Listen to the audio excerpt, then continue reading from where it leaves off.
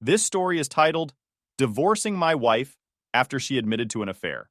She only stayed because I earned more than her affair partner. Hey everyone, if you're enjoying these stories and want to support the channel, don't forget to hit that subscribe button. It really helps our channel. Now let's start the video. OP starts by saying, Hey guys, first time poster here. Hey Reddit.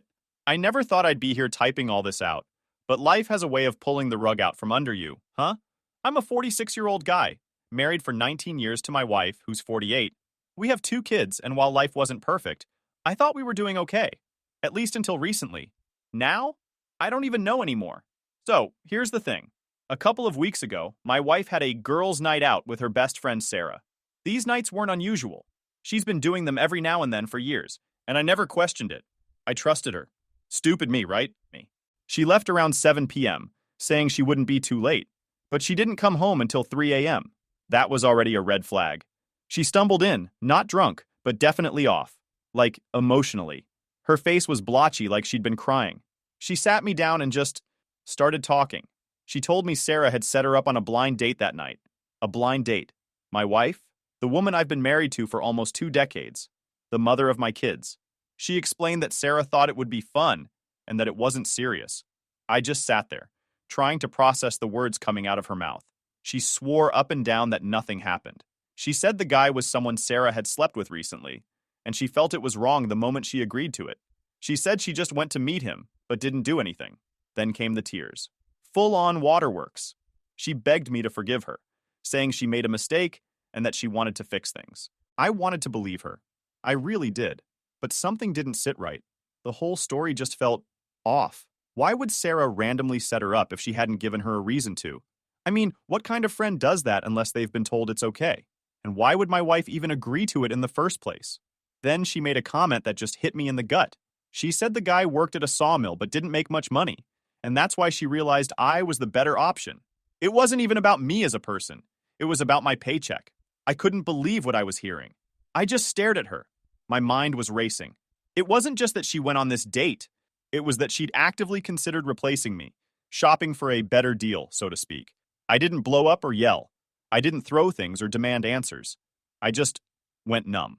I told her I needed some time to think and went to bed. I couldn't even look at her. The next day, she acted like everything was normal, but inside, I was completely broken. A few days later, more things started to come to light. Sarah and my wife had a huge fallout. Suddenly, the woman who'd been her best friend for years was a manipulative liar and a jealous witch. My wife kept saying Sarah was trying to ruin her life and that she couldn't trust her anymore. It didn't take a genius to figure out what was happening. Sarah probably knew everything. Maybe she even threatened to tell me the whole story. And my wife? She was trying to get ahead of it by giving me just enough of the truth to seem honest. But the more I thought about it, the more I realized how much she was holding back. Little things started clicking into place. The late-night texts she'd hide from me. The times she was suddenly too busy for family plans. Even the way she'd been dressing differently over the past few months, like she was trying to impress someone. You know what hurt the most? Wasn't even the idea that she might have cheated. It was the fact that she could do something like this to me and our kids. We've built a life together. We've been through hard times, raised 2 amazing kids, and I thought we were a team. I couldn't get over the fact that she was willing to throw all of that away. For what? A guy who works at a sawmill and couldn't even hold her interest? And if he did have a good job, would she have left me for him?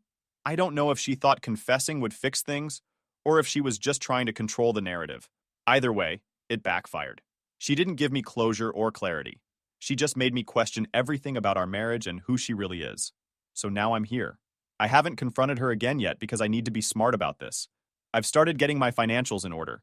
I've been looking at apartments and thinking about what a separation would look like. It sucks because we've got 2 kids, and they don't deserve to have their world blown up because of her selfishness. I haven't told anyone in my real life yet. Not family, not friends. Just you, Reddit. I don't know why I'm even posting this. Maybe I just need to get it off my chest. Maybe I'm looking for advice. All I know is, something broke inside me that night. I don't feel angry or sad anymore. I just feel done. Done with her lies. Done with pretending everything is okay. Done with trying to hold this marriage together by myself. Thanks for reading. I'll update if anything changes, but for now, I'm just trying to figure out my next move. Update 1 point. Hey Reddit, back again with more of this mess. And let me tell you, it only gets worse. If you thought the confession was bad, The aftermath has been a whole new level of chaos. I've been sitting with this for a few weeks now, and the more I think about it, the more I realize how deep this betrayal goes. So, after my wife's confession, things started falling apart. Fast. First, there was her fallout with Sarah. Now, these two have been best friends for years, like, call each other 3 times a day, best friends. But after that night, it was like they couldn't stand each other. I overheard my wife on the phone screaming about how Sarah was a toxic liar and how she was trying to ruin her life. At first, I thought maybe Sarah was the one who pushed her into the blind date. But the more I listened, I started eavesdropping. Don't judge me. The more I realized my wife wasn't mad about what Sarah did. She was mad about what Sarah might say. It hit me like a ton of bricks. Sarah knew more than my wife had told me. Maybe she even knew the whole truth. I debated reaching out to Sarah myself, but I stopped short. Would she even tell me the truth? And honestly, did I really want to hear it from her? My gut was already screaming that my wife hadn't told me everything. Every time I replayed her confession in my head, the timeline felt messier, and the story had more holes than Swiss cheese. For one, why did she come home at 3 a.m. if nothing happened? You're telling me she went out to meet this guy, realized it was a bad idea, and then what? Sat in the parking lot for 8 hours contemplating life? Nah, that doesn't track. Then there's the whole thing about the guy. She told me he worked at a sawmill, but how did she even know that? Did she just ask him over drinks? Or was it because she'd already been seeing him? The more questions I asked myself, the angrier I got. And here's the kicker. She started acting weird around me. Like, really weird. Suddenly, she was being overly nice. Cooking dinners, cleaning up more than usual, even trying to initiate. Well, you know. It felt fake, though. Like she was trying to distract me from digging any deeper. But what really tipped me off was her phone. My wife has always been glued to her phone, but now it's on lockdown. She used to leave it lying around the house, but now it's either in her pocket or face down on the counter. I asked her why, and she got defensive, saying something about work stuff. She doesn't even have a job. I knew I had to figure out what was going on, so I started paying more attention. I'm not proud of this, but I went through our phone bill. You can see who someone's been texting and calling if you really want to. And let me tell you, there were a lot of calls and texts to Sarah in the weeks leading up to that night. But after the fallout, nothing. Zero. It was like they'd gone from besties to strangers overnight. At this point, I couldn't ignore the red flags anymore. I started putting pieces together, and what I found made me sick to my stomach. A few months ago, she started dressing differently. Tighter clothes, more makeup, even perfume. I didn't think much of it at the time. I figured maybe she was just trying to feel good about herself. But now, feels like she was trying to impress someone. Then there were the nights she'd suddenly have errands to run, or times she'd go out for hours and come back with nothing to show for it. I chalked it up to her needing space, but now I'm wondering if she was meeting someone. The hardest part is that I don't have solid proof. It's all these little things adding up, but no smoking gun. And honestly, even if I did have proof, would it matter? The trust is gone.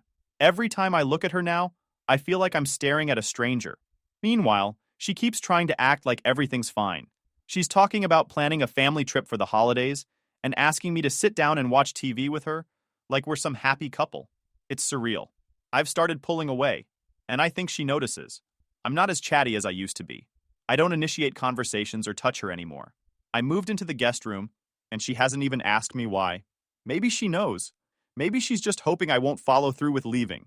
I've been spending a lot of my time working on my escape plan. I've talked to a lawyer, started looking at apartments, and made a spreadsheet of all our financials. The lawyer told me to be patient and get everything in order before making a move. So that's what I'm doing. It's not easy, though. We live in a small town, less than 900 people, and everyone knows everyone. If I leave, it's going to be messy. People will talk. The kids will be caught in the middle, and I hate that. They don't deserve this. But what's the alternative? Staying in a marriage where my wife clearly doesn't respect me? Pretending everything's fine while she's sneaking around behind my back? I can't do it. I won't. I know some of you might think I should confront her again, but I'm not ready for that. Not yet. I need to be smart about this. She blindsided me with her confession, and I'm not going to let her catch me off guard again. For now, I'm playing the long game. I've started working out again, trying to channel all this anger and pain into something productive. It's not much, but it's better than sitting around stewing in it. I don't know where this road is going to take me, but I know I can't keep living like this. I deserve better. My kids deserve better. Thanks for listening, Reddit. I'll keep you posted. Update 2.0. Hey, Reddit.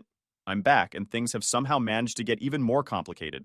After the whole mess with the blind date and everything I uncovered afterward, I was already mentally done with my marriage. But life had a different plan, and now I'm tangled in a situation I wouldn't wish on my worst enemy.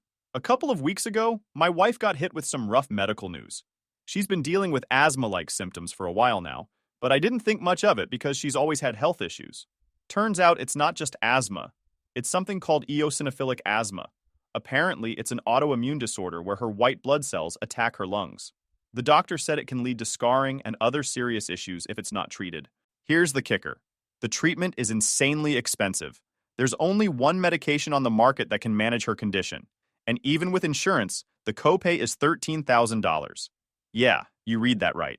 $13,000. When she told me, I honestly didn't know how to feel. On one hand, I wouldn't wish that kind of diagnosis on anyone, not even someone who's betrayed me. But on the other hand, I couldn't help but feel like the timing was convenient. She's suddenly all about saving the marriage, bending over backward to please me, and even setting up couples counseling. She says it's because she wants to fix things, but I can't shake the feeling that it's more about keeping access to my insurance. Without it, there's no way she can afford the treatment. Her Medicaid covers the bulk of it, only if there's another primary insurance in place, mine. I'll be honest, I've been struggling with a lot of guilt over this. I don't want to abandon her in a time of need, but I also can't ignore everything that's happened. It's a constant tug of war in my head. So let's talk about the counseling. She suggested it, and at first I thought, okay, maybe this will help us communicate better. Maybe I'll finally get some real answers. Spoiler alert, it didn't go that way. The first session was basically her laying out everything I've ever done wrong in our marriage. Some of it was fair. I'm not perfect, and I've made my share of mistakes. But a lot of it felt like a stretch. She complained about me working long hours, which I do to keep us financially afloat. She brought up times I wasn't emotionally available, which is rich coming from someone who went on a blind date behind my back. The therapist tried to keep things balanced, but it felt like my wife dominated the conversation. It wasn't until the second session that the therapist started to push back a little. She asked my wife why she thought it was okay to agree to a blind date in the first place. My wife dodged the question, saying it was a lapse in judgment and that she regretted it. By the third session, things really hit the fan. The therapist asked her, "If you're so quick to point out his faults, what are some things you've done wrong in the marriage?" That was all it took for my wife to lose it. She started yelling, saying the therapist was biased and that we were supposed to be there to fix me, not her. It was honestly embarrassing. She stormed out of the office, leaving me and the therapist sitting there in awkward silence. After a few minutes, the therapist told me, "I don't think this marriage can be salvaged." That hit me hard. I admitted to the therapist that my wife had been unfaithful, and she wasn't surprised. She said it explained a lot of the resentment my wife seemed to harbor toward me. She offered to continue working with me individually, and I told her I'd think about it. On the drive home, my wife went on a rant about how the therapist was a quack and how we didn't need counseling anyway. I didn't say much. I was too drained to argue. At this point, I've been on autopilot at home. I moved into the guest room shortly after that, and we barely speak to each other unless it's about the kids or something practical. Speaking of the kids, they've started to pick up on the tension. My youngest asked me the other day why I don't hug mom anymore. That one gutted me. I didn't know how to explain that the person they see as their loving mother is also the person who shattered my trust. The weirdest part of all this is how paranoid my wife has become. She's constantly asking where I am, who I'm talking to, and what I'm thinking. It's like she knows I'm planning my exit, but can't figure out when or how I'm going to do it. She's trying to act like everything's fine, but I see through it. I've been keeping a low profile, working on getting everything in order. I've spoken to a lawyer about what a divorce would look like, especially with her medical situation. The lawyer said her diagnosis could complicate things because she'll likely push for spousal support to cover her treatment. That's another layer of stress I don't need. I've also started going to the gym again. It's been years since I worked out regularly, but I needed an outlet for all this anger and frustration. Lifting weights has been oddly therapeutic. Every time I pick up a dumbbell, I imagine I'm lifting all the crap she's put me through and throwing it away. It sounds cheesy, but it helps. I don't know where things are going from here. Part of me feels guilty for even considering leaving when she's dealing with a serious health issue, but the other part of me knows that staying would only prolong the inevitable. Thanks for listening, Reddit. Writing all this out has been weirdly cathartic. I'll update again if there's any major news, but for now, I'm just taking things one day at a time. Update 3. Hey Reddit, I wish I could say things have calmed down since my last post, but that'd be a lie. The situation hit a new level of insanity this week, and I'm still trying to wrap my head around it. If you followed my previous posts, you know about the confession, the counseling, and the health diagnosis.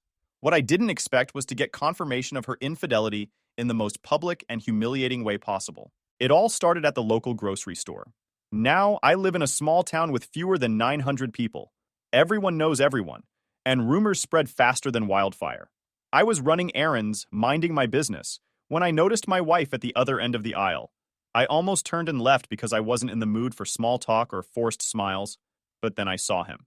At first, I didn't put two and two together. He was just some random guy walking toward her.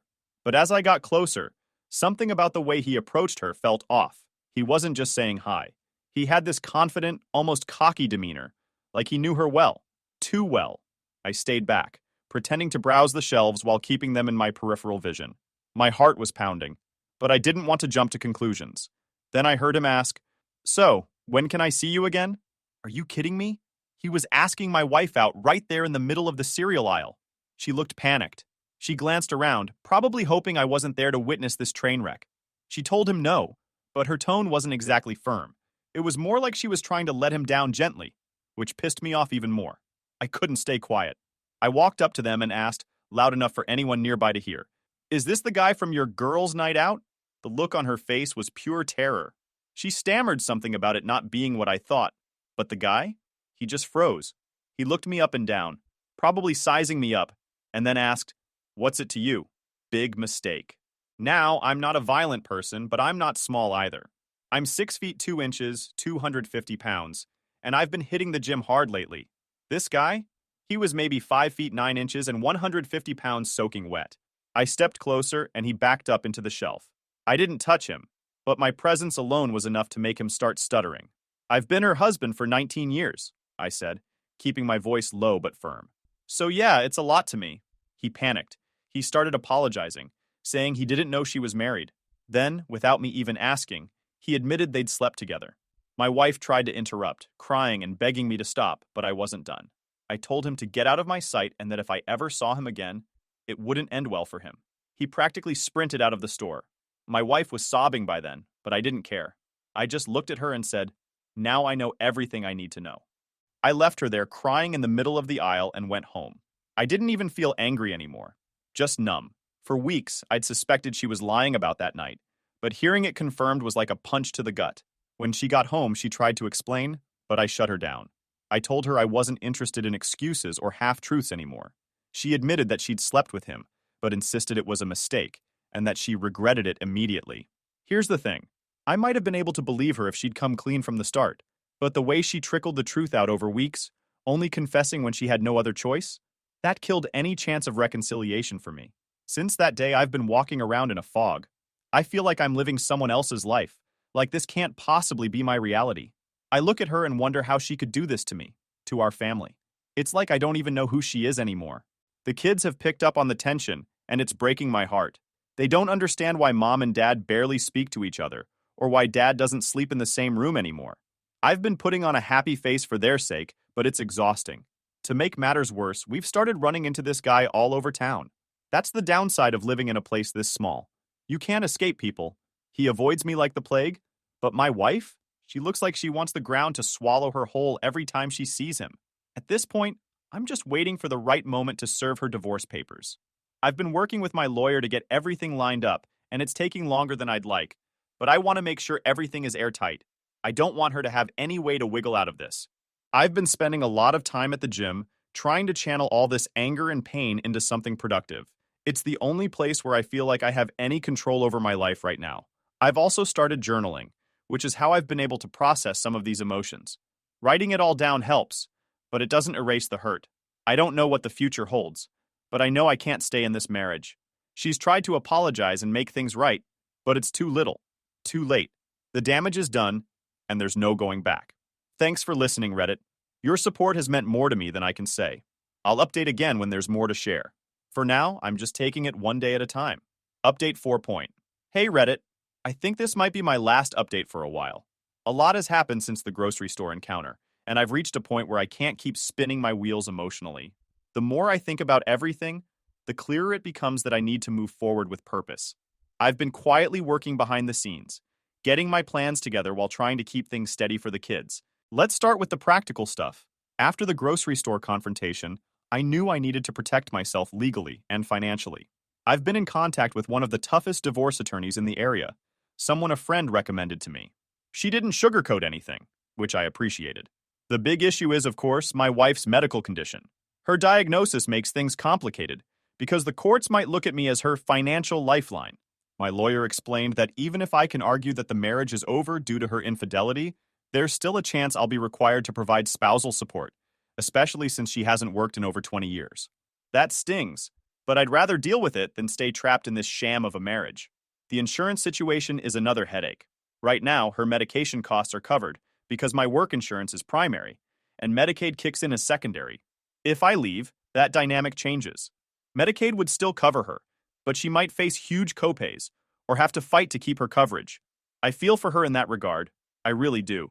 But it's hard to summon sympathy for someone who only seemed to appreciate what I brought to the table after she got caught cheating. I'm documenting everything now. Finances, her diagnosis, her lack of income, and even the fact that I've been the sole provider for nearly 2 decades. It's tedious, but my lawyer says it'll be crucial during the divorce proceedings. I've also started looking into the best way to split custody of the kids while minimizing the emotional toll on them. Speaking of the kids, they've been my main focus through all of this. I've been trying to maintain some sense of normalcy for them, but it's hard when the tension at home is so thick you could cut it with a knife. My oldest is a teenager, and I think they've started to piece together that something's wrong. They've been spending more time in their room, which hurts because we used to be so close. My youngest, on the other hand, is still blissfully unaware. They asked me the other day if we could all go out to eat as a family like we used to. That one broke me a little. I made up an excuse about being too busy with work, but the truth is, I can't sit across from my wife and pretend everything's fine. Now, on to my wife. Since the grocery store incident, she's been a mess. She's constantly trying to apologize or start conversations about us, but I've shut all of that down. I've told her we can talk about practical matters, bills, schedules, the kids, but anything beyond that is off limits. I can see the panic in her eyes every time I walk past her without saying a word. What's infuriating is how she's trying to guilt me into staying. She keeps bringing up her medical condition, saying things like, "I don't know how I'll survive without your support." The old me might have fallen for that, but not anymore. I see it for what it is. Manipulation. She also keeps asking where I'm going when I leave the house. It's like she's convinced I'm planning something. And in a way, she's right. I am planning something. I'm planning to leave. But I've been careful not to let her catch on. The last thing I need is for her to try and sabotage my exit. I've started moving things out little by little. Just small stuff for now. Important documents, personal items, things she wouldn't notice right away. I rented a small storage unit a few towns over where I'm keeping everything. Once I've got the bigger pieces in place, a place to live, finalized custody plans, etc., I'll make my move. In the meantime, I've been focusing on myself. The gym has become my sanctuary. Every time I lift a weight or run on the treadmill, it feels like I'm shedding a piece of the anger and resentment I've been carrying. I've also started journaling regularly.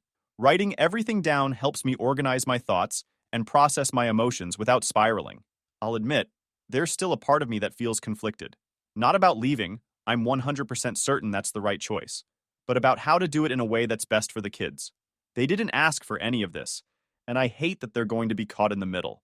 My lawyer says it's crucial to emphasize their well-being during the divorce proceedings, so that's what I'm focused on. One thing that's helped is finding a support group online.